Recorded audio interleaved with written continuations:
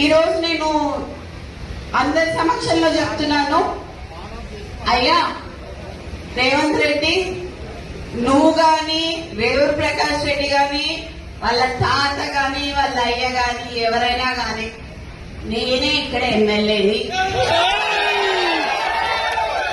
ఖచ్చితంగా నేనే నిల్చుంటా, నేనే గెలుస్తా. అర్థమైందా? ఈ సందర్భంగా నేను నీకు ఇక్కడ నుంచే చెప్తున్నా, నువ్వు ఇప్పుడు రాజీనామా చేయమని చెప్పు. ఇప్పుడు ఇద్దరం నిల్చున్నాము, ఎవరు గెలుస్తారో చూద్దాము. నువ్వు వచ్చి క్యాన్వసింగ్ చేయి, నువ్వు వచ్చి క్యాన్వసింగ్ చేయి రేవూరు ప్రకాష్ రెడ్డికి. నేను ఇండిపెండెంట్ అయినా నిల్చుంటా. ఒకవేళ కాంగ్రెస్ పార్టీ టికెట్ ఇవ్వకపోతే ఎట్లయినా కూడా నేను గెలుస్తా అని చెప్తున్నా.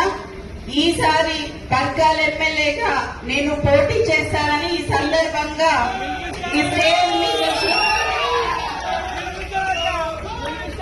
ఈ స్టేజ్ మీద నుంచి నేను మీకు అందరికీ చెప్తున్నా. ఇది గతంలో చెప్పినా, కానీ ఇవాళ నేను ఎందుకు చెప్తున్నా అంటే 2 ఏళ్లుగా గెలిపేయమని చెప్పి అసందర్భంగా మాట్లాడిండు కాబట్టి, అనవసరంగా నన్ను రెచ్చగొట్టిండు కాబట్టి నేను ఇలా రావాల్సి వచ్చింది, ఇంత మాట్లాడాల్సి వచ్చింది. నీ ఇంకా బయటికి తీయాల్సిన చాలా ఉంటాయి.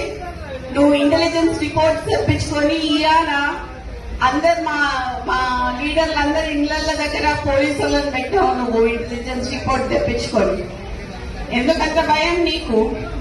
నువ్వు మాట్లాడింది తప్పని నీకు కూడా తెలుసు కాబట్టి. కొండా మురళి మంచోడు కాబట్టి ఇప్పటి వరకు బయట మాట్లాడలేదు, కొండా సురేఖ మంచిది కాబట్టి మాట్లాడలేదు. చిత్తగట్ల కాదు. లైక్ చేయండి, షేర్ చేయండి, సబ్స్క్రైబ్ చేయండి. మరిన్ని వీడియోల కోసం బెల్ సింబల్ పై క్లిక్ చేయండి.